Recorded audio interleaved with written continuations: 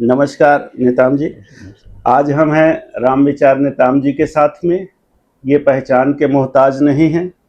90 के दशक से उस अंचल से अपनी राजनीति शुरू किए जहां लोग जाने में डरते थे। छत्तीसगढ़ का अंतिम छोर था और जिस छोर के लिए लड़ते हुए प्रदेश और देश की राजनीति में अपना स्थान बनाए, ऐसे शख्सियत के साथ हैं। नमस्कार। आज बड़ा अच्छा लगता है आपके गृह क्षेत्र को देख करके कि लोग रामानुजगंज मुख्य मार्ग को छोड़ करके वाड्रफ नगर के रास्ते, उस रास्ते से रामानुजगंज जा रहे हैं जहां से लोग पहले जाने में नाम से भी डरते थे। ये आपके कार्यकाल का विकास रहा। आपको कैसा लग रहा है ये स्थिति? विरोधाभासी स्थिति है, मैं ये कहूँगा। एक और आपकी ही दी हुई चमचमाती सड़कें हैं जिससे लंबी दूरी करके रामानुजगंज जा रहे हैं, और एक और वो सड़क है जिसकी अपेक्षा रख रहे हैं कि जल्दी से जल्दी बने ताकि रामानुजगंज हम लोग बहुत आसानी से पहुंच सकें। सुधीर जी, निश्चित ही आपको मालूम होगा कि 90 के दशक तक, या कहें कि छत्तीसगढ़ बनने के पहले हमारे इस अंचल की क्या हालत थी। कहीं पे रोड नहीं था, बिजली नहीं थी, हेल्थ का कोई व्यवस्था नहीं था, स्कूल एजुकेशन की भी बहुत ख़राब हालत थी, और लोगों के जो मूलभूत आवश्यकता है उसके लिए भी लोगों को कितना संघर्ष करना पड़ता था। रोटी के लिए लोग मोहताज हुआ करते थे। तब और अब की स्थिति भी जब हम देखते हैं बहुत सुकून मिलता है। हाँ, इतना ज़रूर है कि हम लोगों ने इंफ्रास्ट्रक्चर बहुत सारा तैयार किया, लोगों के लिए कल्याणकारी योजना भी एक से एक लागू किया, और जिसके वजह से आज लोगों का जीवन स्तर काफ़ी सुधरा है। अभी कसक इतना ज़रूर है कि हमें जो 5 साल कांग्रेस की सरकार के समय जो दुर्दशा हुई है, रोड है, बिजली है, पानी है, शिक्षा है, स्वास्थ्य है, इन सब को फिर से मुझे समेटना पड़ रहा है। क्योंकि मैं पिछले 10 साल चूँकि प्रदेश के बाहर रहा, और वो चीज़ें हम जब देखते हैं कि बहुत सारी चीज़ों को अभी तक हो जाना चाहिए था, वो नहीं हो पाया। आज हम रामानुजगंज जाने के लिए, आज सड़क की इतनी दुर्दशा है, उसके लिए भी हम लोग चिंता करते हैं। लेकिन ये अच्छी बात है कि केंद्र सरकार के सहयोग से हमने इस काम को पूरा करने का एक निर्णय किया है, और अब सफलता भी मिली है कि NH ने ले करके NH का टेंडर भी हो गया है, और उनका काम धीरे धीरे आगे बढ़ रहा है। क्योंकि अभी अतिवृष्टि लगातार हो रही है प्रदेश भर में, तो इसके वजह से जो तेज़ी से जो काम होना चाहिए था नहीं हो पा रहा है। हम उम्मीद करते हैं कि जैसी बरसात कम होगी दशहरा के बाद, और काम जो है काफ़ी तेज़ी से बढ़ेगा, और हम इतना उम्मीद करते हैं कि 2 साल के अंदर हमारा ये रोड पूरी तरह से तैयार हो जाएगा। ये बड़ा आरोप लग रहा है कि ये सरकार असंतुलित हो गई है। मतलब जो दूसरी पारी है भाजपा की, पहले 15 साल में बहुत संतुलित रही। आप सभी वरिष्ठ लोग रहे, आप रहे, बृजमोहन जी रहे, चंद्राकर जी रहे, ऐसे जो वरिष्ठ लोग थे, अनुभवी लोग थे, इनके रहते सरकार बहुत मजबूत और नियंत्रित रूप से चली। दूसरे दौर में जो भाजपा ने प्रयोग किया या प्रयोग हुआ, आप जैसे 1-2 लोग ही बच पाए। तो क्या लगता है कि इस बार ज़्यादा असंतुलित है, इसलिए हम डेवलपमेंट के काम को नहीं कर पा रहे हैं? 18 महीने हो गए और यही आरोप लग रहे हैं कि हम किसी भी दिशा में एक नीति या प्लान नहीं बना पाए हैं। देखिए, सबसे पहले हमारी प्राथमिकता थी कि छत्तीसगढ़ का जो अभी चुनाव हुआ 2023 में, उस 23 में हम लोगों ने जनता के सामने एक घोषणा पत्र प्रस्तुत किया था, जो संकल्प पत्र के नाम से लोगों तक हम लोगों ने पहुंचाया था। उस संकल्प पत्र के माध्यम से मोदी जी के गारंटी के तहत हम लोगों ने कमिटमेंट किया था कि गांव, गरीब, किसान, मजदूर, नौजवान, बच्चे, बुजुर्गों को सबकी चिंता करते हुए हमारी सरकार काम करेगी। लोगों का जो 18 लाख आवास रुका हुआ है, उस 18 लाख आवास भी हम देंगे, और किसानों को 3100 रुपये में हम धान की खरीदी करेंगे। मैं समझता हूँ कि इसके साथ साथ में जो महिला कल्याण के दिशा में जो महतारी बंधन योजना लागू किया है, जिसमें कि 70 लाख महिलाओं को प्रत्येक महीना जो है 1000 रुपये के हिसाब से हम उन्हें उनके खाते में, अकाउंट में सीधे हम पैसा दे रहे हैं। मैं समझता हूँ इतना बड़ा क्रांतिकारी निर्णय अभी तक ऐसा नहीं हुआ था, लेकिन हम लोगों ने इस काम को पूरा किया है। मोदी के गारंटी के तहत एक हम लोगों ने संकल्प पत्र के आधार पे काम करना शुरू किया है, और इसलिए देरी जरूर हो सकती है, लेकिन हम लोग के मन में किसी प्रकार का खोट नहीं है। हाँ, इतना ज़रूर है कि जो पुराने साथी जब नहीं रहते हैं तो वो महसूस होता है कि हमारे बीच में अगर फलाने नहीं अगर होते और अमुक चेहरा होता तो और बेहतर होता। मैं इसको ऐसा नहीं मानता, बल्कि समय समय पर परिवर्तन होते रहे हैं। अब नए चेहरे हैं, नए चेहरे को भी मौका देना पड़ता है, और पार्टी ने, संगठन ने जो सोच विचार करके जो नए चेहरे लाए हैं, उन चेहरों से बहुत सारे अपेक्षाएं हैं। मैं समझता हूं कि धीरे धीरे सभी चीज़ें जो है अनुकूल हो जाएंगी, और जो इस तरह के आरोप लगाने वाले जो लोग हैं उनका भी आरोप जो है निर्मूल साबित होगा। ऐसा नहीं लगता हम लोग और छत्तीसगढ़, सरगुजा आपको विधायक से लेकर के सरकार में मंत्री रहते हुए भी जूझते हुए देखें, इस बार थोड़ा सा ज्यादा शांत हैं आप? क्या समझौता कर लिए हैं, या फिर ऐसा लगता है कि उपेक्षित कर दिए हैं? देखिए, आपको सरकार अपनी है ना जी, सरकार हमारी है। पिछले बार भी तो आपकी सरकार जो भी थी। हम काम कर रहे हैं जी, हम अच्छा काम कर रहे हैं, और प्रदेश की जनता के हित में अच्छा काम कर रहे हैं। मैं समझता हूं कि समय परिस्थिति के अनुसार हमें बहुत कुछ जो है कड़े निर्णय भी हमें अपनाने पड़ते हैं, निर्णय लेना पड़ता है। तो लोगों को ऐसा महसूस होता है कि हमारी भूमिका जो है बदली हुई है, जबकि ऐसा नहीं है, भूमिका मेरी वही है। और चूँकि उम्र का भी एक हम लोग का है, मैं सीनियरिटी में भी अब आगे आ गया हूँ, तो मुझे भी अपने आचार विचार व्यवहार में बहुत सारे चीज़ें बदलना होता है। तो समय, मैंने बताया कि समय देश काल परिस्थिति के अनुसार बहुत कुछ जो है निर्णय जो है लेना। कभी कभी ऐसा नहीं लगता है कि आपको छत्तीसगढ़ का दायित्व मिलना था, तो शायद एक हसरत होती है हर आदमी की कि मैं भी एक बार छत्तीसगढ़ को एक मुख्यमंत्री के बतौर छत्तीसगढ़ को चला के देखता? ऐसा कुछ महसूस होता है मन में? कभी लगता है, कसक तो होती होगी? देखिए, इस तरह की जो महत्वाकांक्षा होता है वो तो किसका नहीं होता है जी, हर कोई का रहता है। एक छोटे से कार्यकर्ता भी चाहता है कि हम अच्छे जगह पहुंच जाएं। एक अगर जिला सदस्य बनता है तो वो सोचता है कि जिला पंचायत का अध्यक्ष बन जाऊं, जिला अध्यक्ष बनने के बाद वो सोचता है कि विधायक बन जाए, विधायक के बाद मंत्री बनता है। तो ये तो इस तरह की इच्छा रहती हैं, लेकिन सब कुछ अपनी इच्छा के अनुरूप नहीं होता है। मैं समझता हूँ कि पार्टी हमारी संगठन है, संगठन ही सर्वोपरि है। संगठन का जो निर्णय होता है उसके आधार पे हम सबको चलना होता है। सरकार के वरिष्ठतम मंत्री हैं, लगातार जो आरोप लग रहे हैं और थोड़ी जो असंतुलन की स्थिति दिख रही, आपको लगता है कि कुछ आपकी तरफ से सुझाव जाएं ऊपर, या आपके सुझाव को माने? कुछ ऐसे मन में कोई ऐसे सुझाव होंगे जिससे हम और बेहतर सरकार को कर सकें? मैं समझता हूँ कि हमारी सरकार बेहतर काम कर रही है, और माननीय मुख्यमंत्री विष्णुदेव साय जी के नेतृत्व में हम सब मिल करके काम कर रहे हैं, और सभी को परिणाम आने वाले समय में हम लोग को बेहतर तरीके से देना है। दूसरे क्षेत्र में जाता हूँ, कृषि के क्षेत्र में जाता हूँ। आप तो जोगी शासन काल के समय से, मतलब छत्तीसगढ़ के समय से छत्तीसगढ़ की जो मौजूदा ग्रामीण परिस्थिति है उसके परिवर्तन के पक्ष में रहे हैं। फसल चक्र के परिवर्तन को लेकर के हम लगातार असफल होते जा रहे हैं। क्या वजह है? आप एक और धान को प्रोत्साहित कर रहे हैं और दूसरे फसलों के लिए आप कोई निश्चित व्यवस्था नहीं दे पा रहे हैं। कहाँ पे असफल हैं हम? नहीं, देखिए, अभी पूरे देश भर में जी एक तरह से हम लोग अभी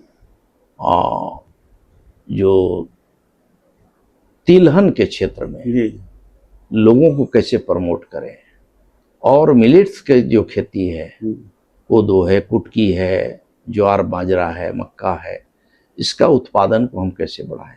दलहन के क्षेत्र में हम अभी बहुत पीछे हैं, तो दलहन को भी कैसे हम प्रमोट करें, इस दिशा में हम लोग बृहद कार्य योजना बना के काम कर रहे हैं, और सरकार की ओर से भी काफ़ी उन्हें सुविधाएं दी जा रही हैं। और मैं आपको ये भी बता दूं कि हम तेल, जो हमारे पाम ऑयल होता है, ऑयल पाम का जो पाम पेड़ ऑयल, होता है उसके बृहद तरीके से लोग खेती करें, उसका उत्पादन बढ़ाएं। इसके लिए छत्तीसगढ़ सरकार और भारत सरकार की मदद से हम किसानों को उनका लाभ दे रहे हैं। हम प्रत्येक एकड़ में हम उन्हें लाखों रुपया का सब्सिडी दे रहे हैं। तो मैं समझता हूँ कि इस तरह का, चूँकि अभी शुरुआत है, आगे चल कर के इसे हम और बेहतर नतीजा तक पहुँचाने के लिए हम लगातार प्रयास कर रहे हैं। शक्कर कारखाना आपका बहुत बड़ा प्रयास रहा पिछले काल में, खास करके सरगुजा में, और सरगुजा के बाद मध्य छत्तीसगढ़ के दूसरे हिस्सों में। धान के तो दाम लगातार आप बढ़ा रहे हैं, खरीदी की समस्या आ रही है। दूसरी ओर गन्ने का मूल्य आपने वही का वही रखा है, 2018 से आप तक कोई परिवर्तन नहीं किया। और तीसरी ओर कि आप जो उस कारखाने चला पा रहे हैं शक्कर कारखाने में, उसमें लगातार असफलता मिल रही है। मैं इस दिशा में लगातार चिंता व्यक्त करते रहा हूँ पहले भी। पिछले कुछ सालों तक कुप्रबंधन के वजह से जी, बहुत सारे जो घाटे की ओर हम जो जा रहे हैं उसे फिर से रिवाइव हम कर रहे हैं। और हमारे जितने भी शक्कर कारखाने हैं वो लाभ की दिशा में कैसे आगे बढ़ें, आत्मनिर्भर कैसे बने हों, इस दिशा में लगातार प्रयास भी हो रहा है और उन्हें हम आर्थिक संसाधन भी उपलब्ध करा रहे हैं। ये आरोप लग रहे हैं कि आप लोग घाटे में इसलिए ले जा रहे हैं कि शक्कर कारखाने बेचने की तैयारी कर रही है सरकार। नहीं, कतई नहीं, ऐसा कोई हम लोग की सोच नहीं है। ये किसानों का है, किसानों के हित में हम काम करने वाले लोग हैं और इसलिए किसानों के हित में जो भी निर्णय करना होगा हम सब जो है, हमारी सरकार आगे बढ़ कर के काम कर रही है। हाल ही में आप गुजरात अमूल डेयरी देखने गए थे, क्या छत्तीसगढ़ में दुग्ध क्रांति आने वाली है? निश्चित ही, आप साल 2 साल इंतजार करिए, बहुत अच्छे परिणाम आपको दिखाई देने लगेंगे। हम लोगों ने एनडीडीबी से एक तरह से एमओयू किया है और पूरे प्रदेश में दूध का उत्पादन को बढ़ाने की दिशा में बेहतर तरीके से काम हो रहा है। उनका अधोसंरचना के दृष्टि से या उनका कैसे उत्पादन को बढ़ाया जा सके, पशुओं को हम, हमारे जो देसी नस्ल है उसको भी हम कैसे सुरक्षित रखें, उनमें उनका जो नस्ल है उसका सुधार हम कैसे करें, एक तरह से बृहद एक कार्य योजना बनी है।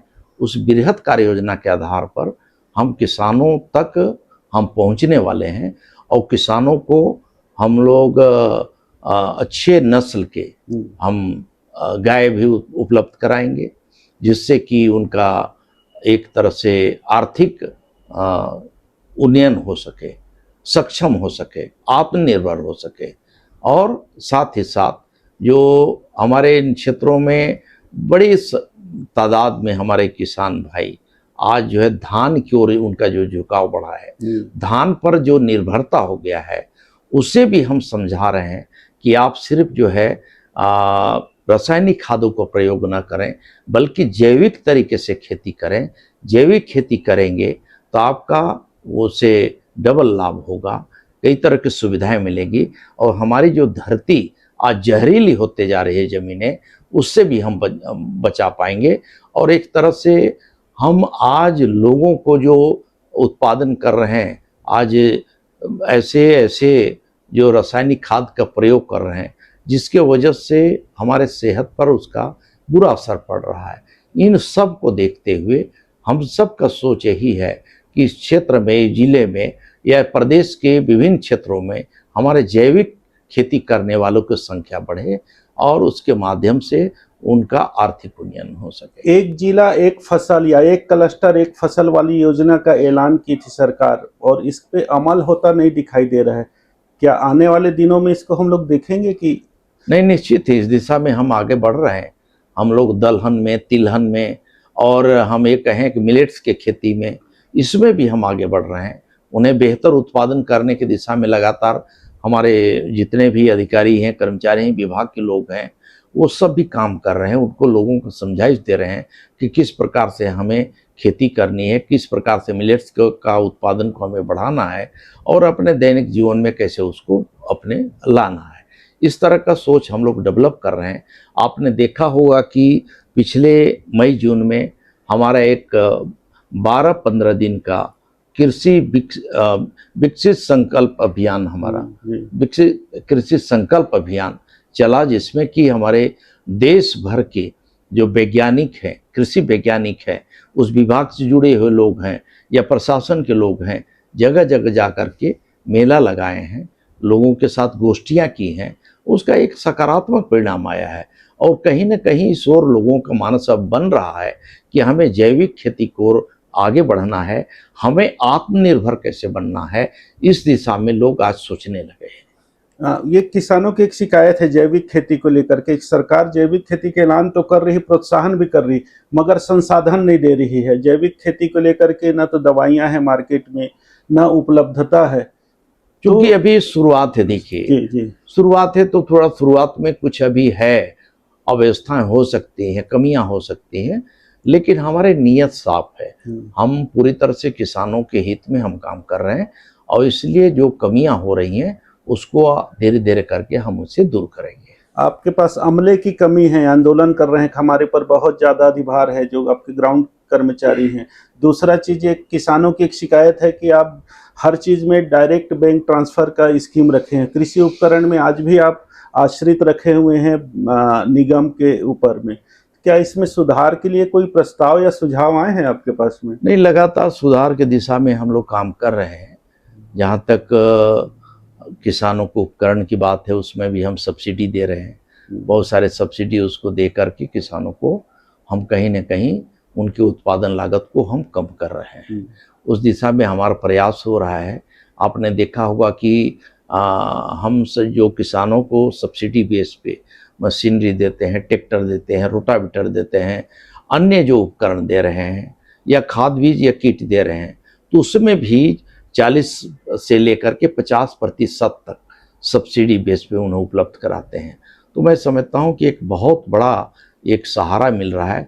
साथ ही साथ प्रधानमंत्री जो फसल बीमा योजना है उसका भी लाभ हम दे रहे हैं। हम किसान सम्मान निधि को भी हम बढ़ा करके इसलिए उन तक पहुंचा रहे हैं कि किसानों का जो लागत मूल्य है कम से कम वो धीरे धीरे कम हो, और कैसे लोग जो है कृषि को एक कहना चाहिए कि जो उत्पादन है वो उनका लाभकारी हो सके, अधिक से अधिक लाभ कैसे कमा सकें और अधिक से अधिक उत्पादन कैसे ले सकें, इस दिशा में लगातार विभाग और मैं खुद जो है लग करके हम लोग काम कर रहे हैं। एक आखिरी सवाल कि लोग बड़ा उम्मीद कर रहे हैं कि नेताम जी और आगे जाएं।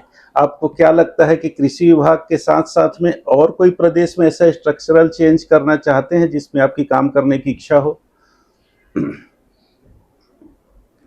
देखिए, हमारी जो भूमिका है पार्टी संगठन हमारा तय करते हैं, तो समय समय पे जो जो मुझे दायित्व मिला है उस दायित्व को पूरी ईमानदारी के साथ हमने किया है। आगे पार्टी संगठन की बात है, जो जहाँ मेरी ज़रूरत होगी वो पार्टी जो दायित्व दें, मैं सहर्ष उसे स्वीकार करते हुए पूरा करने का प्रयास करूँगा और पूरी निष्ठा के साथ उस काम को मैं करने की कोशिश करता हूँ। बहुत बहुत धन्यवाद नेताम जी, बड़ी अच्छी चर्चा हुई। आपकी कामना पूरी हो, छत्तीसगढ़ कृषि के क्षेत्र में आत्मनिर्भर बने और आप और आगे जाएं, यही हम सभी की कामना है। बहुत बहुत धन्यवाद।